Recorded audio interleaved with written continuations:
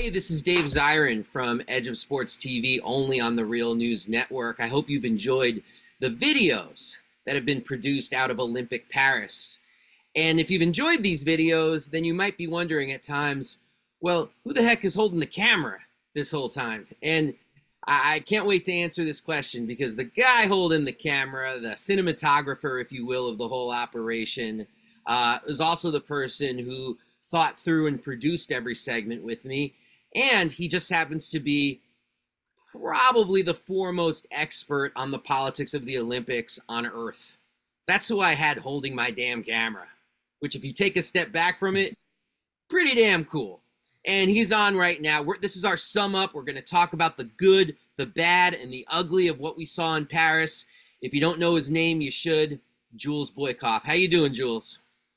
Hey, I'm doing great, Dave. It's so fun to see you on the screen. Miss you here in Paris. Yeah, Jules still in Paris. I'm back in Tacoma Park, Maryland, which they do say is like the Paris of suburban DC. So, not bad.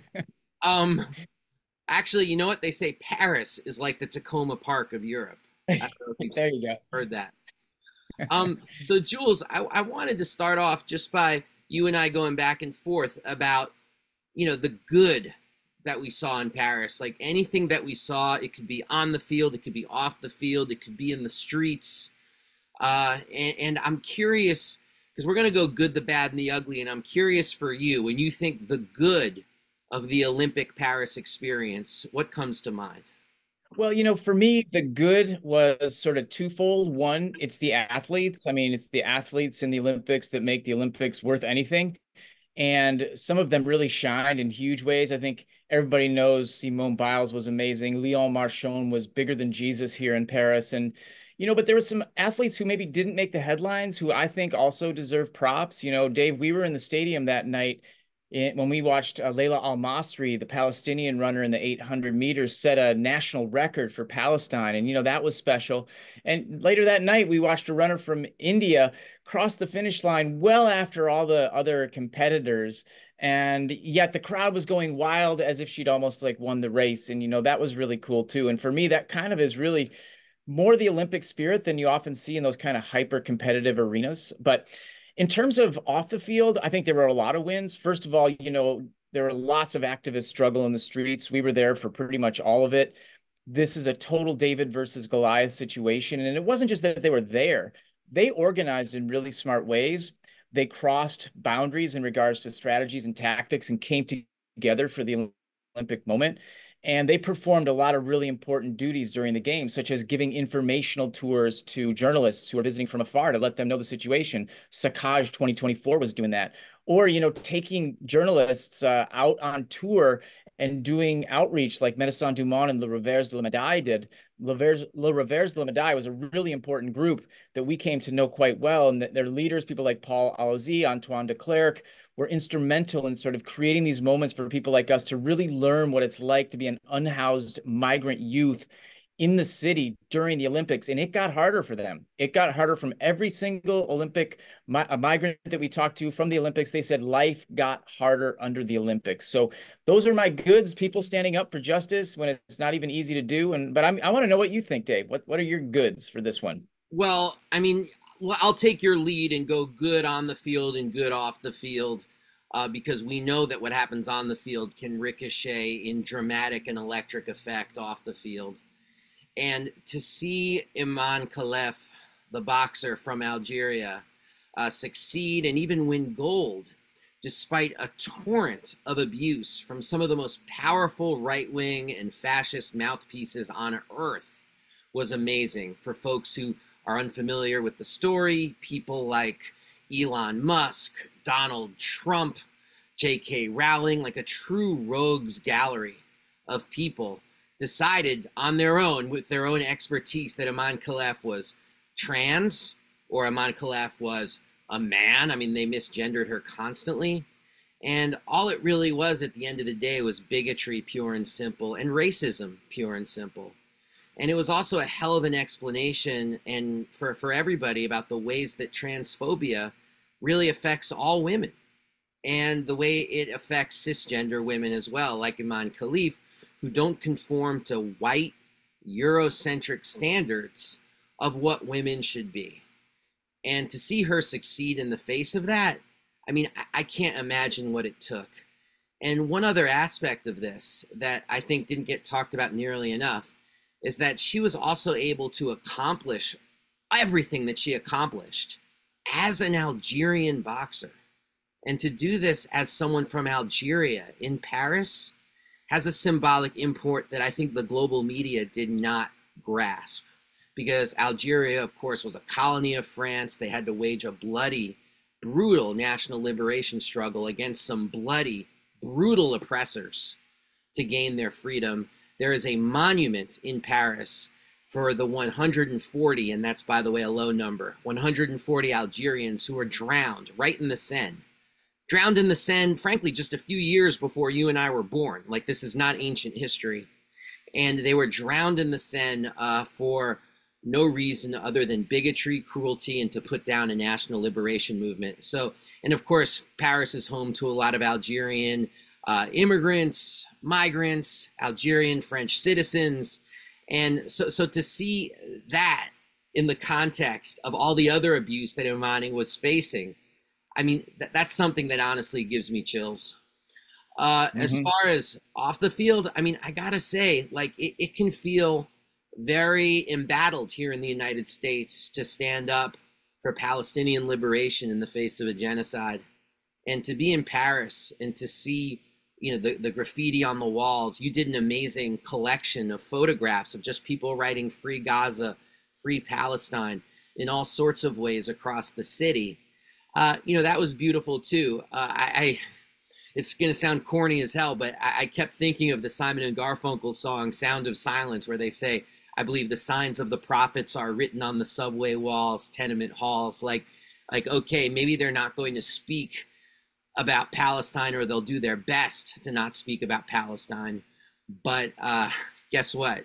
Palestine has the hearts of the people of Paris, which you and I, of course, saw not only in the opening ceremonies where they got a huge cheer in the bar that we were in when the Palestinian delegation went down the Seine, but you and I also heard it in the closing ceremonies when the Palestinian delegation was announced and the crowd went absolutely wild. I mean, for a people who sometimes seem to be so absent of global solidarity in the face of just horrific situation, to see that was just very heartwarming. And I'll just throw onto that our experience meeting Fadi Deeb, the only person in the Palestinian Olympic delegation from Gaza, the only Palestinian who's going to be in the Paralympic Games. To meet him and be witness to his heart and his resolve, I mean, that was worth the trip all in itself. 100% agree. It was just such a treat to meet Fadi. Never forget that moment. And, you know, when we went in that Turkish restaurant with him, and the men who own the restaurant just were so excited to see Fadi. They served us on the nicest plates that night. We got the best treatment because of Fadi. And I think he's just this incredibly charismatic, strong, beautiful human. And I just share that with you, Dave. It was an unforgettable night. One thing I just want to add, you know, the night before the Olympics officially opened, activists put together a big counter opening ceremony event, had well over 1,000 people there. And this really beautiful thing happened because there was also a Palestinian protest right next to it.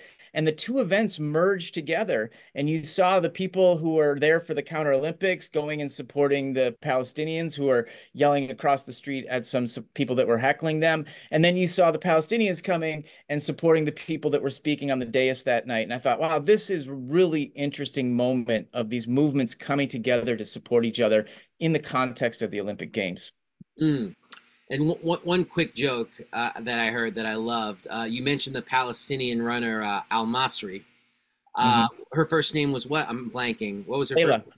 Layla. I knew it was Layla. But Layla Al-Masri is that some right-wing hack posted that Al-Masri in Arabic means Egyptian as a way to say, ha ha, there's no such thing as a real Palestinian people. Even her last name is Egyptian. And someone responded, boy, you're going to be pretty upset when I tell you about Michael Jordan. Wow. Oh my God. You know, That was just a great, great one. I just love it. I love, say her name over and over again. I realized when I mentioned the Indian runner in the 1500, I didn't even say her name, and I really should. It's Ankita Diani, and it was beautiful to see Ankita push on through to the finish line. And it was beautiful to see all the people around us cheering for her as if she were winning the gold medal. So yeah, I learned a long time ago from some smart people, say people's names, and I just want to make sure I did that too. Glad you did. Absolutely. So let's go to the bad right now. There was plenty of bad. What strikes you in your brain stem right away when I say the bad of the Paris Olympics? Well, maybe we can go back and forth on this one. So I'll just do one for starters. And it was so interesting. Emmanuel Macron, the president of France, was so bad. And he was so trying to take advantage of the Olympics as a trampoline for his own political career and his own ego. And walking up to all the athletes after their matches and cupping their heads against their will in his hands, just being a little grabby fella. It didn't go over well here. And Dave, after you left, I went to one of the fan zones. It was at Place de la Bataille de Stalingrad, where, as a side note, that's where a lot of unhoused people were living, and they were cleared out to make space for this fan zone. I was there for the United States playing against France and for the gold medal match in men's basketball. And as you probably know, when Joel Embiid came on the screen, he got a fair amount of booing. He could have played for France, chose to play for the United States. It was more playful.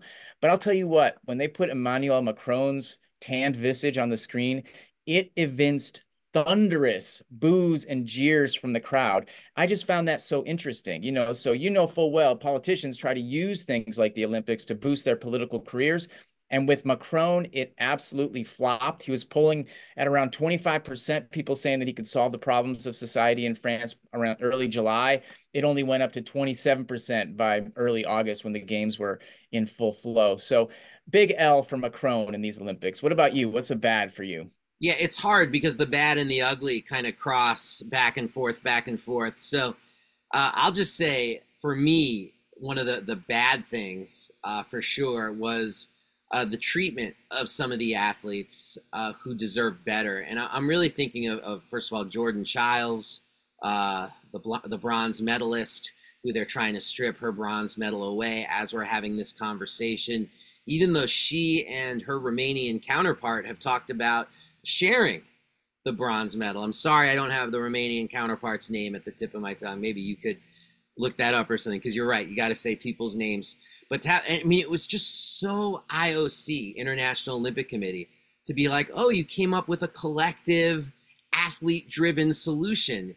Yeah, we're not having that. That to me was just, wow, this is Thomas Bach in an absolute nutshell. And while this isn't bad, it's good.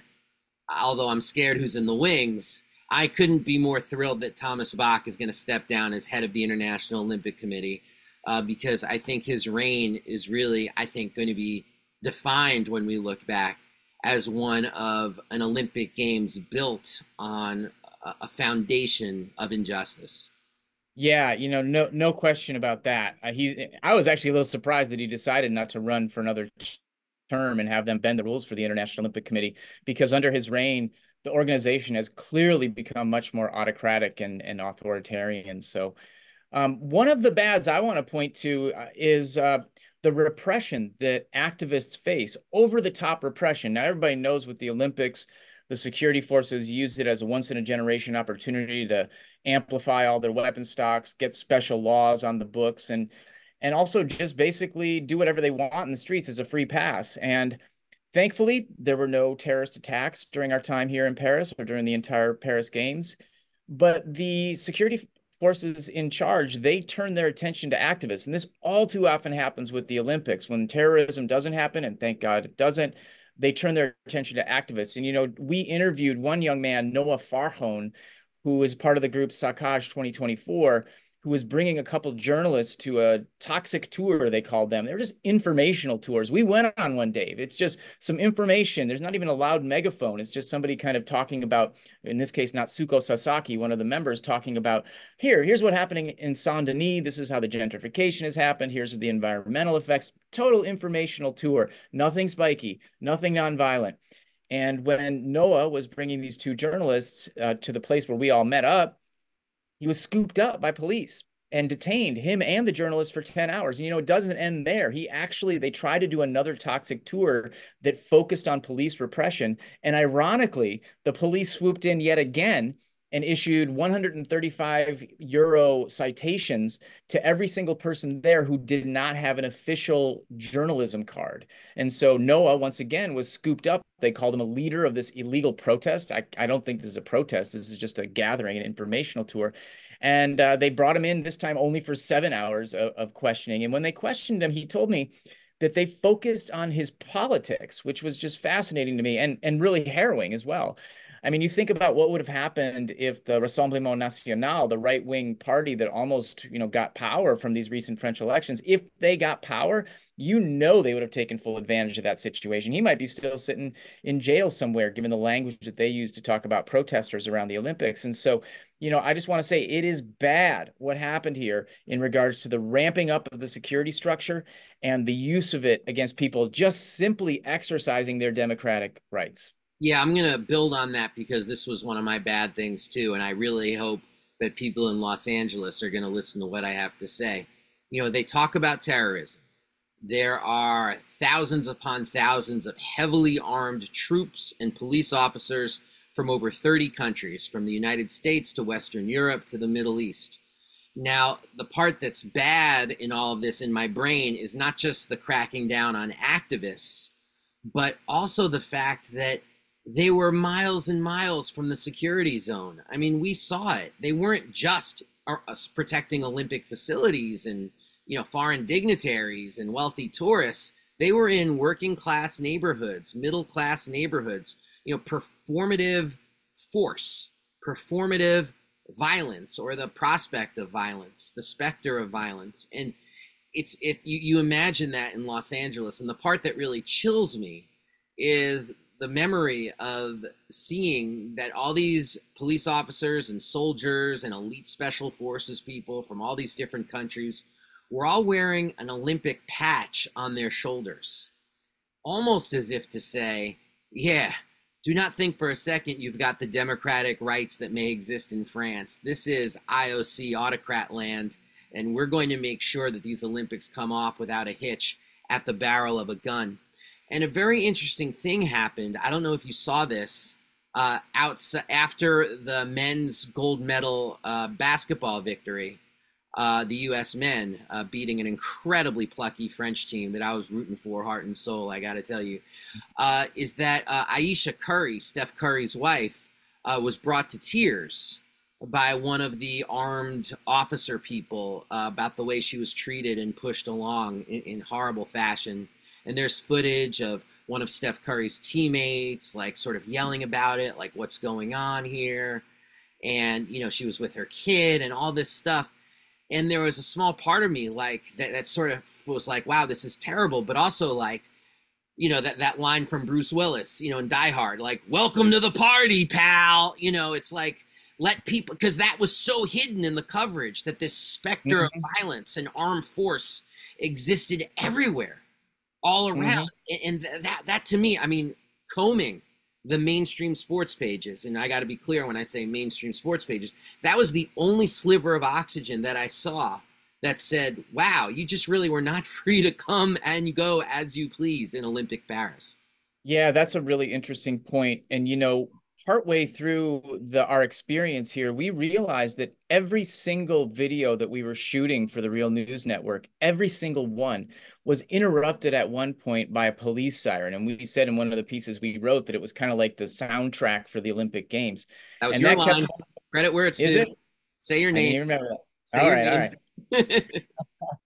But I mean, that's kind of incredible. We weren't shooting like 10-hour-long videos. We're shooting like 5-minute, 10-minute here. Every single time it was interrupted by a siren. I just thought that was absolutely incredible. And don't forget getting interrupted at one point by a guy with a submachine gun. They were everywhere. And hey, look, we were joking one night. We were going over to do an interview, and we were coming back through, and we had a big gaggle of people with their machine guns. They weren't always pointing them at the ground either, which was a little unnerving.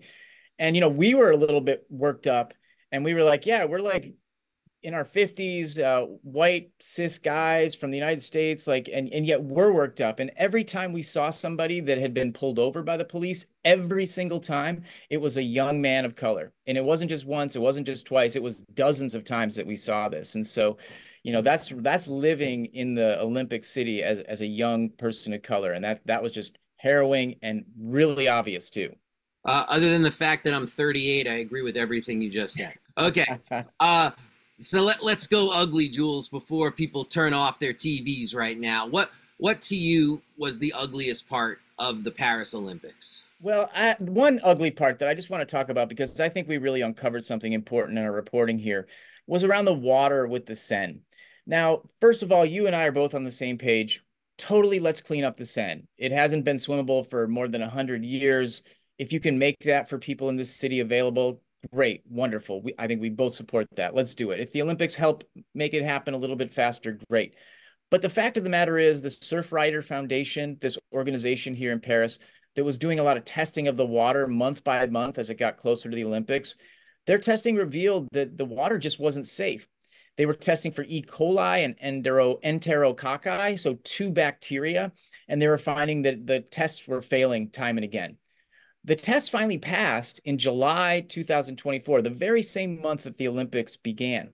But we found something really interesting when we started pressing a little bit further, the spokesperson from the Surfrider Foundation, and that was this: that they're only testing for two bacteria. They're not testing for pesticides flowing through the river. They're not testing for toxic effluents from metals. They're not testing from like pharmaceutical refuse. They're just testing for these two bacteria.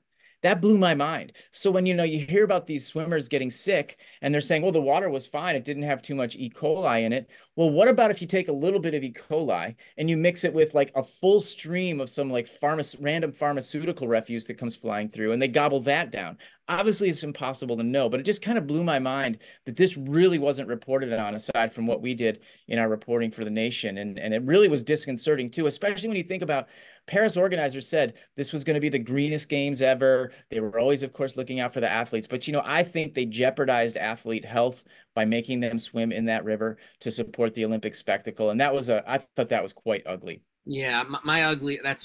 I'm with you on that. My ugliest part, and I know you're going to agree with me, is just being in a city with 12,500 ghosts, 12,500 people forcibly removed, really for the purposes of the Olympic Games, even though sometimes they would obfuscate that with language. And then learning from one of the NGO workers who works with unhoused people and works with people who live in precarious housing, that they were splitting up families.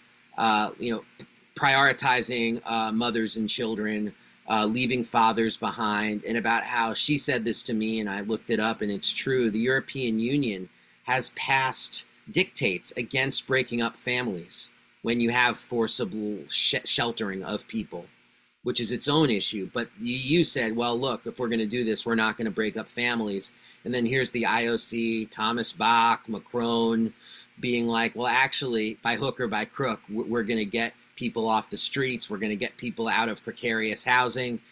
And it's such an assault because 300,000 people in Paris live in temporary or precarious housing because of the prices of housing. It's an incredible number, with between 6,000 and 12,000 people living on the streets at one time. And that, of course, doesn't include people living in squats, or what they call in Paris collectifs, and so many of them African migrants, and it just there's an ugliness. It was like living amongst a human rights violation for the purposes of our collective entertainment. And when you allowed yourself to put on blinders, it was very possible to feel the narcotic of the athletes, the excitement, the competition, the beauty of sport. But then, you take a step back from it, and the sheer ugliness of what they did to the most vulnerable of the populations there was something to behold. But meeting people like Paul Alozi, who does that work, meeting, as you did, more than I did, some of the unhoused people and migrants themselves, and hearing their struggles, although I did get to hear some of them for sure at some of the rallies and press conferences and the like. I mean, you saw resilience, you saw strength, But you also had to take a step back and look at the reality that these folks are basically standing in front of bulldozers at Yeah, yeah. when the Olympics come to town. So that was my ugliness. Yeah, just adding one thing to that, in that ugliness, there was incredible beauty in the people that were fighting back for the rights of people. And one thing I witnessed that I'll never forget is a doctor named Bertrand Chatelain. And he was there, and it was getting late, and our shift was supposed to end with doing outreach, but all these young African migrants came out, mostly from Ivory Coast, and there were literally like 40 people there who wanted to see the doctor. And he's an 88-year-old man, and he just patiently went through, boom, boom, helping each one of these young men getting medications that they needed, figuring out what it was that was their malady. And we stayed till nearly midnight. We were supposed to end our shift at 10 o'clock. This guy's 88 years old. And I thought, wow, this is actually the embodiment of the values that are in the Olympic Charter, much more than a lot of the things that we've heard out of the mouth of Thomas Bach and his fellows in the International Olympic Committee. This is actually the spirit of the Olympics, and yet it's shuffled into the darkness. And it was just a privilege to be able to see that, just even for a few hours, 5 hours one night with him, is something I'll never forget.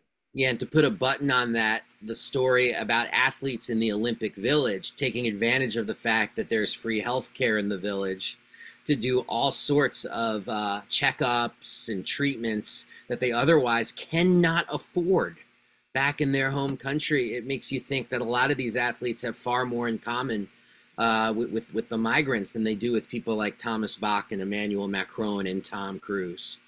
All right, let's spin this forward real quick, and then we'll wrap it up, Jules. You and I have both been involved in quite a few years in Los Angeles 2028.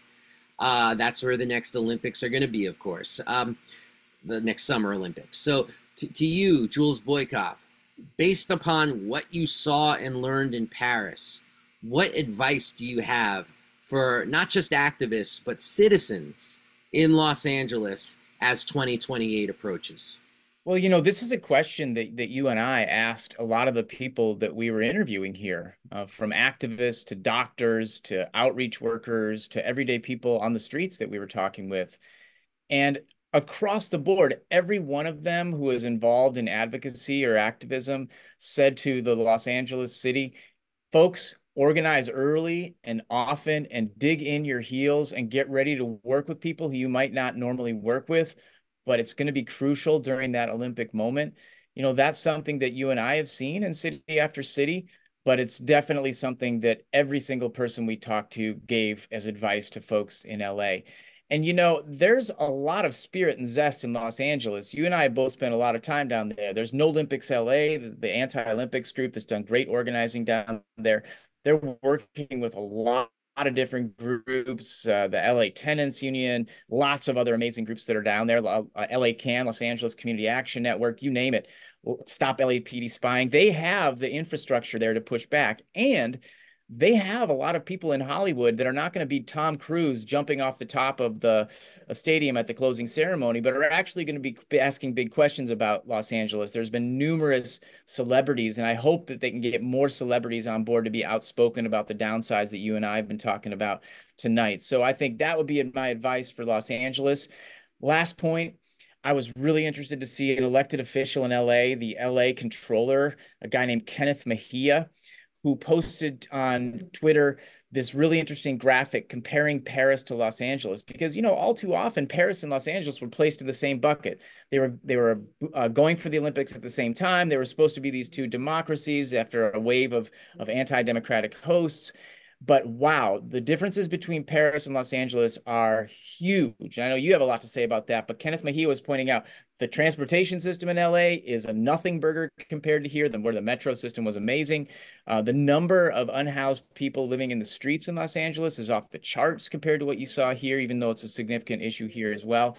And he laid it out. So I think following Kenneth Mejia's lead early and often, that's the only way to kind of deal with what's coming to Los Angeles 4 years hence. What about you, though? What would you say to those activists? Uh, Start talking to the unions now about being part of the resistance, because that's one of the things I do pull from the Paris experience. is, good for the workers of France, the union workers in France, in that they were able to leverage the Olympics to get higher pay, benefits, beat back the reform of their pensions. People might remember the mass protests in 2023. They raised the slogan, no raise, no Olympics. I mean, all of that is beautiful and inspiring, and I'm definitely glad they're going to have more coin in their pocket. But it also felt to me in Paris that it also meant separating the unions from the people who then the Olympics fell on their backs, talking about the unhoused populations, the people in the outer suburbs, the people affected by the security state, etc. I'd really like to see and hope to see in Los Angeles, where union density is far higher than your typical American city, even if it's not Paris. I would love to see them truly joined in 2028 and through the Olympics, not just for their rights as workers, but for the rights of the people who are most vulnerable to the Olympic monolith. I love that. Great point. Well, that's all the time we have here. Jules, let me just say that doing this with you, the work, both planning these clips for the Real News Network and writing for The Nation, was a true honor on my part. I appreciate you. I love the work you put in. Brilliant, sharp, cohesive, thoughtful, measured, and oh so important. So thank you so much, Jules, for being part of our Paris 2024 project. If you're down, I look forward to doing it again in LA. Hell yeah. We had a great time. We worked hard, and I feel the same way about you, Dave. It was just a real highlight of my life to do this. It was so fun. We worked hard, met some amazing people. We learned a lot. And yeah, I hope people slow down and check out some of the videos and some of the writing that we did, because we really did our very best work here. So thanks, Dave. Amen. Right back at you. And I also want to give a shout out right now to Maximilian Alvarez over at the Real News Network, Cam Gradadino at the Real News Network, Dave Hebden at the Real News Network, and the whole team at TRNN who were able to produce these videos quickly, incredibly professionally, terrific B-roll. That means footage while people were talking when we did interviews. Just top-notch work from the Real News Network. Just shout out to all of y'all. And for all of you out there who followed up with us, who've been watching the clips, who've been reading the articles, much respect to you. You are appreciated. We are going to build a movement out of this, because from knowledge comes power. For everybody out there listening, please stay frosty. We are out of here. Peace.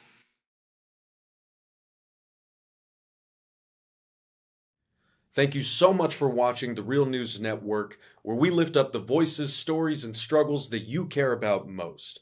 And we need your help to keep doing this work. So please, tap your screen now, subscribe, and donate to the Real News Network. Solidarity forever.